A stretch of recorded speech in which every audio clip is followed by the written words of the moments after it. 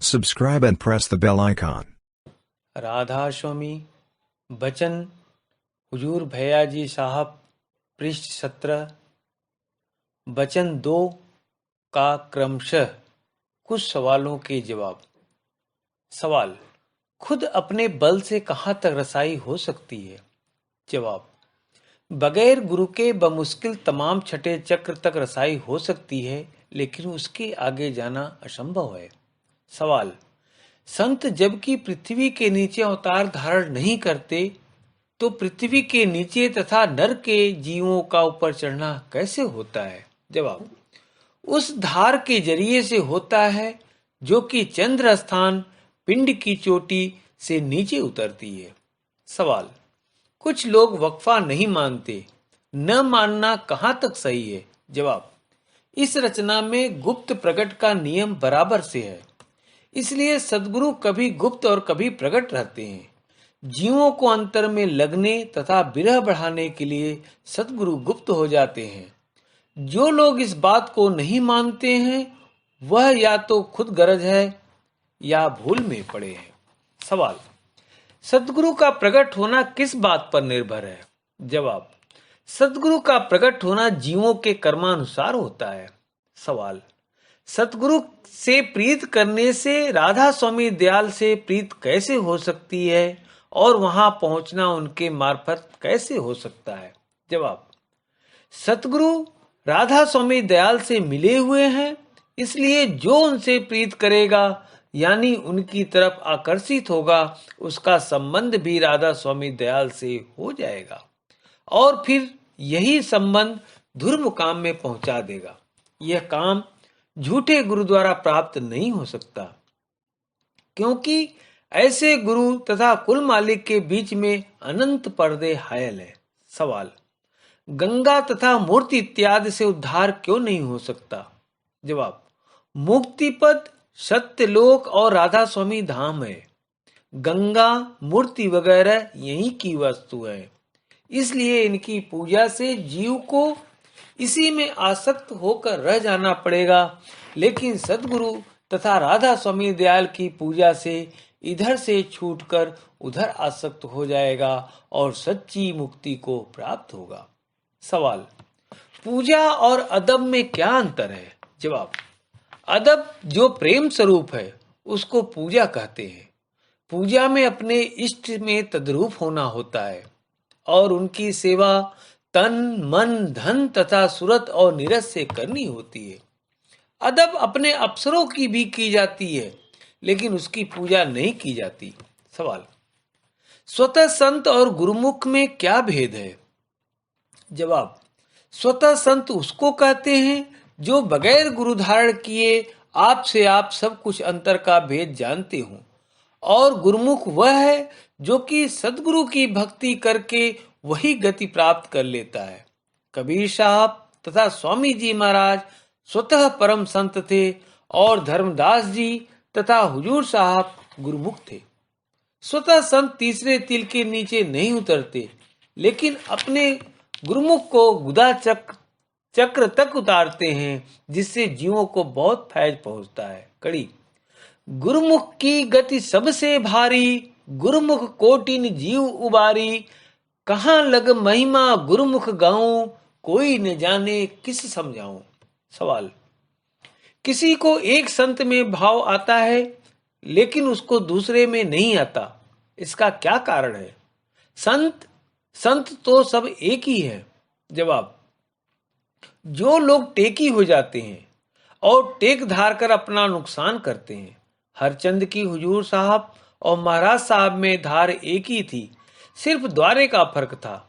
इस पर भी कितने लोग महाराज साहब की मौजूदगी में ही हुजूर साहब की टेक रखते थे और महाराज साहब की परवाह नहीं करते थे। सवाल: कितने लोग हैं जिन्होंने कि सच्चे और पूरे गुरु को छोड़कर झूठे गुरु को धारण कर लिया, इसका क्या कारण है? जवाब: उनके नाकिस कर्म के कारण ऐसा हुआ होगा।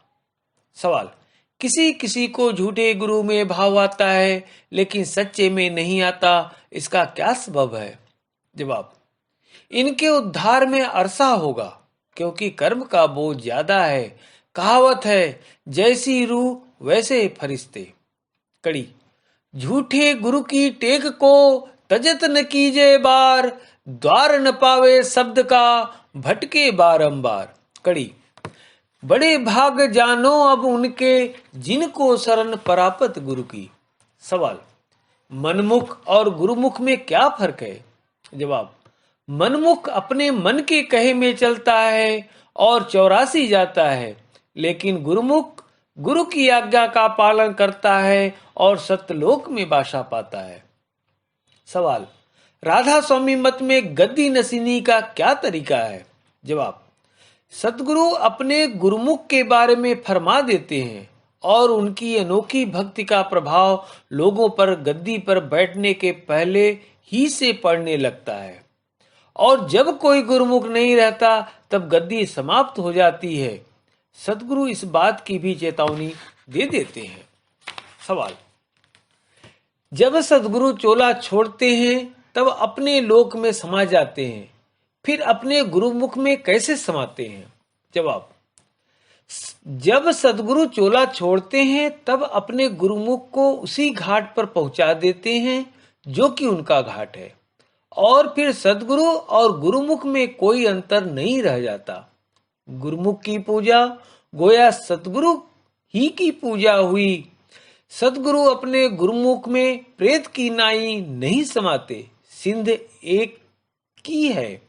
जब गुरुमुख की रसाई उस सिंध में होती है जहां पर की सतगुरु की रसाई पहले से ही थी, तब सतगुरु को उस गुरुमुख में समाया हुआ समझना चाहिए। इसलिए जो लोग की सतगुरु और गुरुमुख में भेद समझते हैं वे नादान हैं। सवाल, ऐसा कहा जाता है कि सतगुरु वक्त इस मंडल में कारकुन है और पिछले गुरु कारकुन नहीं है, इसलिए सतगुरु वक्त के स्वरूप का ध्यान करना चाहिए। अगर सतगुरु वक्त न हो या अभी उनमें निश्चय नहीं आया हो तो किसके स्वरूप का ध्यान करना चाहिए? जवाब, आखिरी गुरु का करना चाहिए। यद्यपि यह स्वरूप कारकुन नहीं है, लेकिन इसका अक्स इस मंडल में बमुकाबले और पिछले स्वरूपों के विशेष स्पष्ट है। सवाल, सच्चे और झूठे गुरु की पहचान क्यों कर हो सकती है? जवाब, सच्चे गुरु के संग से सूरत जागती है और उनकी बुजुर्गी मन में समा जाती है, और इसके बरक्स झूठे गुरु के संग से संसारी चाह और वासना बढ़ती है और अंतर से मन का हटाव उनकी तरफ से होने लगता है। लेकिन इस बात की परख सच्चे परमार्थी को होती है जिसको मालिक के दर्शनों की तरफ अंतर में बनी रहती है। कड़ी, बुल हवस को दर्द इश्क होता नहीं, सोज परवाने का मक्खी को नहीं। सवाल, जो सूरत की सत्य लोग में पहुंचाई जाती हैं उसमें और संत सतगुरु में क्या भेद रहता है? जवाब, जो सूरत पहुंचाई जाती है वह सत्य लोक के गिर्द के किसी द्वीप में बासा पाती है और हंस कहलाती है, और संत सतगुरु सत्य पुरुष सूरज से आते हैं और उलटकर उसी में निवास करते हैं। यानी संत सत्य पुरुष के अवतार हैं और विशेष नूरानी हिस्से से आते हैं। सवाल, किसी सत्संगी की सूरत बगैर अभ्यास के अगर एकदम सत्यलोक या शून्य में चढ़ा दी जाए तो उसकी क्या हालत होगी? जवाब, तीसरे तिल में पूर्ण रूप से प्रवेश करने से ही मौत हो जाती है, फिर शून्य या सत्यलोक तो बहुत दूर रहा। संत तथा साध में पहले ही से विशेष शक्ति होने के कारण यह अपना ऊंचा घाट कायम रखते हुए शरीर को भी कायम रख सकते हैं। जीवों की अवस्था एकदम से ऐसी नहीं हो सकती। सवाल, जीव और सूरत में क्या अंतर है? जवाब, सूरत मन के घाट पर जीव कहलाती है। जवाब, संत की सूरत ज्यादा से ज्यादा कहां तक चढ़ सकती है और उनके हृदय का स्थान कौन सा रहता है? जवाब, संत सत्य लोक तक चढ़ सकते हैं और तब उनके हृदय का मुकाम शून्य यानी 10वां द्वार होता है, और परम संत का निज स्थान अगम लोक और अनामी धाम होता है। उनके हृदय का मुकाम सत्य लोक है। सवाल: जब सूरत राधा स्वामी धाम में पहुंच जाती है तब वह किस अवस्था में रहती है? जवाब: वहां पहुंचकर उसमें इस कदर काबिलियत आ जाती है कि चाहे वह राधा स्वामी सिंध से अलग और निकट रहकर विलास करे और चाहे उसमें तद्रूप यानी लय हो जाए और सिंध रूप हो जाए। सवाल: एक सतगुरु के बाद दूसरे कितने दिन तक गुप्त रहते हैं? जवाब: यह सतगुरु की मौज पर निर्भर है, इसका कोई नेम नहीं है। इस मत के पिछले आचार्यों ने करीब करीब 3-3 साल तक गुप्त रहने की मौज फरमाई। कुछ समय तो जरूर होना चाहिए। सवाल: वाचक ज्ञानी को गुरु मानना चाहिए या नहीं? जवाब: शब्द अभ्यासी गुरु होना चाहिए, वाचक ज्ञानी नहीं। सवाल: निज धार और निज अंश में क्या अंतर है? जवाब: चैतन्य शक्ति 2 रूप धारण करती है, पहला धार, दूसरा भंडार।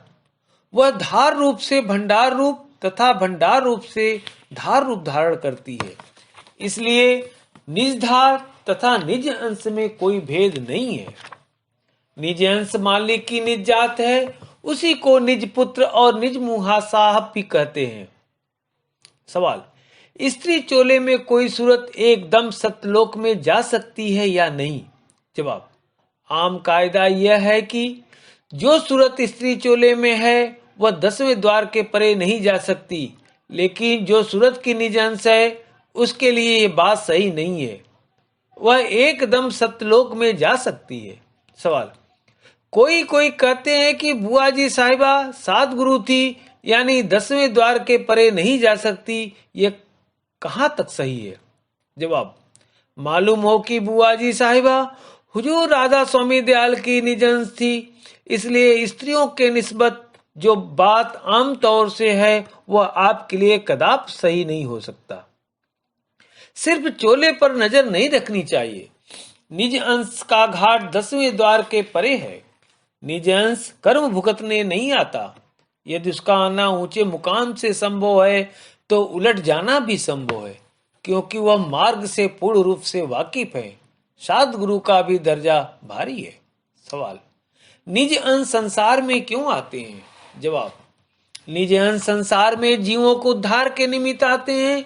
जो प्रकट है उसमें जीवों का उद्धार होगा और जो गुप्त है उससे रचना की संभाल होती है।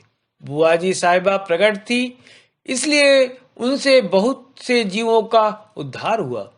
सवाल: स्वामी जी महाराज तथा हुजूर साहब में क्या अंतर था?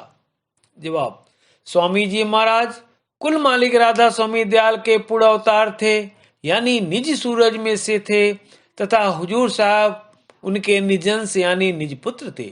दोनों में केवल नाम मात्र अंतर था।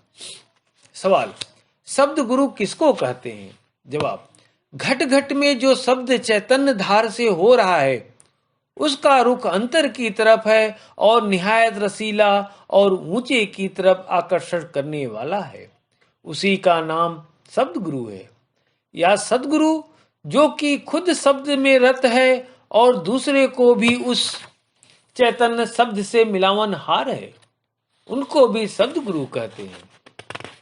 सवाल: सदगुरु में प्रीत कैसे जागती है?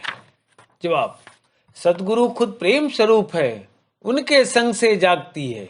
सवाल: अगर किसी को संत का सत्संग प्राप्त हो चुका हो तो उसको दूसरे संत के सत्संग की जरूरत है या नहीं? जवाब: जब तक सूरत मुक्ति पद में न पहुंच जाए तब तक सदगुरु की जरूरत है। सवाल: एक गुरु छोड़कर दूसरा गुरु धारण करना चाहिए या नहीं?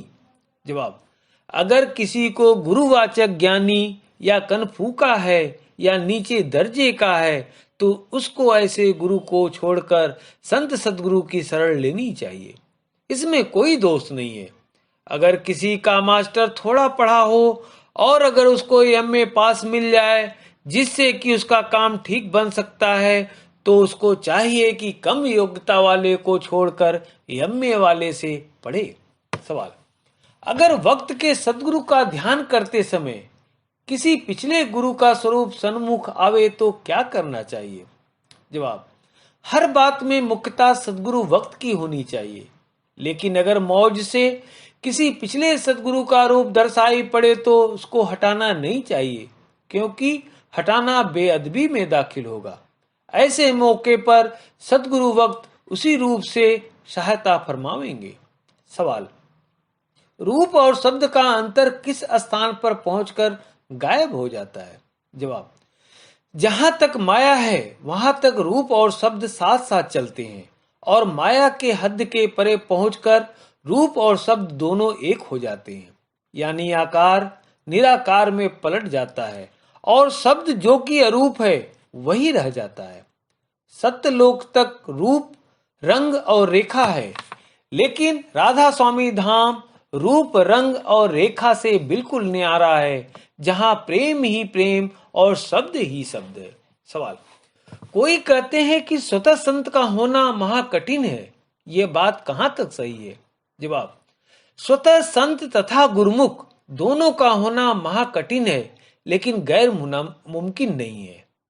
सवाल: क्या संत भी साधारण जीव की सेवा करते हैं?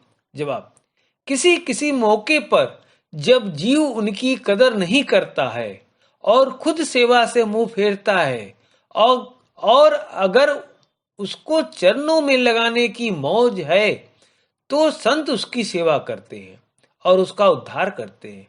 इससे यह नहीं समझना चाहिए कि वह जीव संत से बढ़कर है, शायद वह बहुत निकृष्ट है। तुलसी साहब का एक निकृष्ट चेला था।